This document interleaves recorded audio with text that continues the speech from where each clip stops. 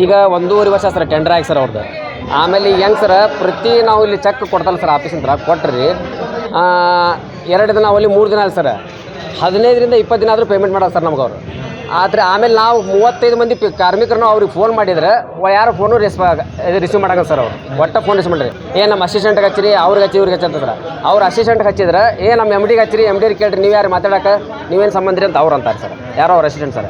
ಈಗ 2 ತಿಂಗಳ payment sir August September payment sir ಹಬ್ಬದಕ್ಕಿಂತ ಮುಂಚೆ 4 ದಿನ ಮುಂಚೆ ನಮ್ಮ ಆಫೀಸಿಂದ ಚೆಕ್ ಕೊಟ್ಟರು ಸರ್ 2 ತಿಂಗಳದ್ದು ಪೇಮೆಂಟ್ ಅವ್ರಿಗೆ ಹಾಕಿದ್ವಿ ಸರ್ ನಾವು ಹಬ್ಬಕ್ಕಿಂತ ಮುಂಚೆ ಅಲ್ಲಿ 12, 13, 14 ದಿನ ಸರ್ ಇವತ್ತಿಗೆ ಹಾಕಿ ಆದಮೇಲೆ ಅವ್ರು ನಮಗೆ ಪೇಮೆಂಟ್ ಮಾಡ್ತೇವೆ ಸರ್. KVG ಬ್ಯಾಂಕಿಗೆ ಪೇಮೆಂಟ್ ಮಾಡಿದ್ರು ಸರ್.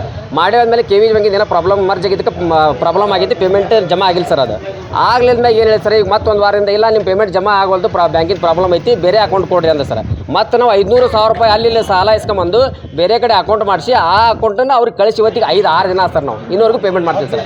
ಒಳ್ಳೆ ನಾವು ಅವರಿಗೆ ಫೋನ್ ಕೇಳಿ ಹಚ್ಚಿ ಮಾಡಿ ಫೋನ್ ರಿಸೀವ್ ಮಾಡಂಗ ಸರ್. ಕಾಂಟ್ರಾಕ್ಟರು ರಿಸೀವ್ ಮಾಡೋರು ಸರ್, ಅಸಿಸ್ಟೆಂಟು ರಿಸೀವ್ ಮಾಡೋರು ಸರ್. ಪೇಮೆಂಟ್ ಅವ್ರು ಮತ್ತೆ ಏಜೆನ್ಸಿ ಎಷ್ಟು ಇದ್ರು ಆ ಪೇಮೆಂಟ್ 14,700 ರೂಪಾಯಿ ಪೇಮೆಂಟ್ ಕೊಡ್ತಾರೆ ಸರ್. ಇದು ಮೊದಲು ಅಗ್ರಿಮೆಂಟ್ ಆಗೋಕೆ ಎಷ್ಟಾಗಿತ್ತು ಹೆಚ್ಚಿಗೆ ಕಡಿಮೆ ಇಲ್ಲ ಪೇಮೆಂಟ್ ಕ್ಲಿಯರ್ ಐತೆ ಸರ್. ಪೇಮೆಂಟ್ ಏನಿದೆ ಸರ್ PF ಕಟ್ ಅದ್ರದ್ದು ಏನು ಸಮಸ್ಯೆ ಇಲ್ಲ ಸರ್. ಆದ್ರೆ ಪೇಮೆಂಟ್ ಹಾಕೋದು ಪ್ರತಿ ಸಲನೂ ನಾವು ಚೆಕ್ ಹಾಕಿ 10 ದಿನ 15 ದಿನ ಮೇಲೆ